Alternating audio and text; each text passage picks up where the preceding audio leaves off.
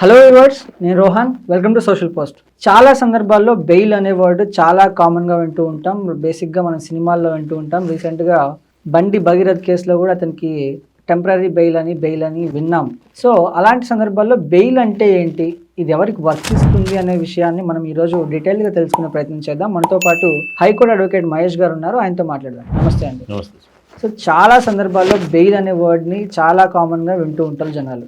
అసలు బెయిల్ అంటే ఏంటి, ఈ బెయిల్ అనేది ఎవరికి వర్తిస్తుందండి?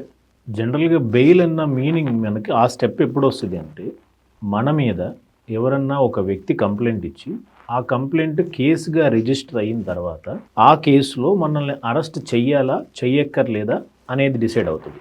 అరెస్ట్ ఎప్పుడు చేస్తారు అంటే జనరల్గా బిలో 7 years అంటే 7 సంవత్సరాల కన్నా తక్కువ పనిష్మెంట్ ఉన్న కేసులో అరెస్టులు అంత ఈజీగా చేయరు. ఒకవేళ అటువంటి కేసెస్లో కూడా అరెస్ట్ చేయాల్సిన నెసెసిటీ వస్తే అతనికి ఇన్ఫార్మ్ చేసి అరెస్ట్ చేస్తారు. ఇది పద్ధతి.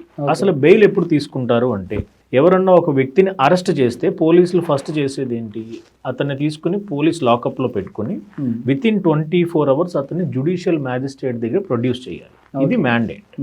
అది అయిపోయిన తర్వాత జ్యుడిషియల్ కస్టడీకి పంపిస్తారు అతన్ని. అంటే with in 24 hours A police station అయితే అరెస్ట్ చేసిందో అతన్ని జ్యుడిషియల్ రిమాండ్కి పంపించిన తర్వాత అది 14 days రిమాండ్ ఇస్తారు.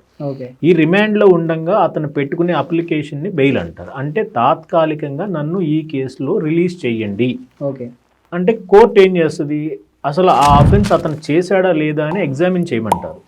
వాళ్ళ తరపున వచ్చే పబ్లిక్ ప్రాసిక్యూటర్ గారు ఎప్పుడైనా బెయిల్ సపోజ్ చేస్తారు కాబట్టి ఆ కేసులో ఈ ముద్దాయి యొక్క ఇన్వాల్వ్మెంట్ ఎంతవరకు ఉందో తెలుసుకోవాలి అంటే స్టేజ్ ఆఫ్ ది ఇన్వెస్టిగేషన్ ఏంటి అని తెలుసుకుంటారు. బెయిల్ మనకి కోర్టు ఇవ్వాలా ఇవ్వక్కర్లేదా అనేది అప్పుడు డిసైడ్ చేస్తారు. అందులో ఎవరెవరిని ముద్దాయి తరపున ఎవరెవరిని ఎగ్జామిన్ చేశారు, అతనికి వ్యతిరేకంగా ఎన్ని ఆధారాలు ఉన్నాయి ఒకటి, అట్లాగే అతను చేశాడు ఖచ్చితంగా అని చెప్పడానికి పోలీసు వారు ఏదైనా ఆధారాలు ప్రొడ్యూస్ చేశారా లేదా అని వెరిఫై చేసుకుంటారు. ఇఫ్ నిజంగానే అతను గ్యాదర్ చేసిన ఆధారాలు, ఇన్వెస్టిగేటింగ్ ఆఫీసర్ ఎవరైతే ఉంటారో అతను గ్యాదర్ చేసిన డాక్యుమెంట్స్ అన్ని కూడా కంప్లీట్ అగైనెస్ట్ గా ఉంటే కోర్టు ఖచ్చితంగా తిరస్కరిస్తారు. బెయిల్ అనేది ఇవ్వడం జరగదు. అట్లాగే యాంటిసిపేటరీ బెయిల్ ఉంటుంది.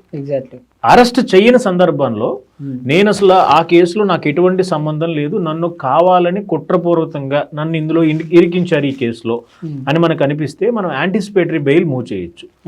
ఏ కేసులో అయినా సరే. అందులో నా ఇన్వాల్వ్మెంట్ లేదు అని చెప్పడానికి కొన్ని కేసెస్లో ఎఫ్ఐఆర్ రిజిస్టర్ చేసినప్పుడు అన్నౌన్ అక్యూజ్డ్ అని రాస్తారు. అట్లాగే సమ్ ఏ అనే వ్యక్తి మీద కేసు రిజిస్టర్ అయితే బి అనే వ్యక్తి చేసి ఉన్నాడేమో అని కంప్లైంట్లో రాశారు అనుకుంటే బి అనే వ్యక్తిని అరెస్ట్ చేయాలి అంటే ఖచ్చితంగా కోర్టు పర్మిషన్ తీసుకోవాలి. అట్లాగే బి అనే వ్యక్తికి అవకాశాలు ఎక్కువ ఉన్నాయి ఏంటంటే యాంటిసిపేటరీ బెయిల్ వేసుకోవాలి.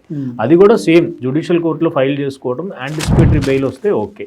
అక్కడ రాకపోతే హైకోర్టులో కూడా మళ్ళీ బెయిల్ ఫైల్ చేసుకోవచ్చు, మళ్ళీ యాంటిసిపేటరీ బెయిల్ కూడా ఫైల్ చేసుకోవచ్చు. ఇది జనరల్ ప్రొసీజర్. థ్యాంక్ యూ అండి. Thank you so much.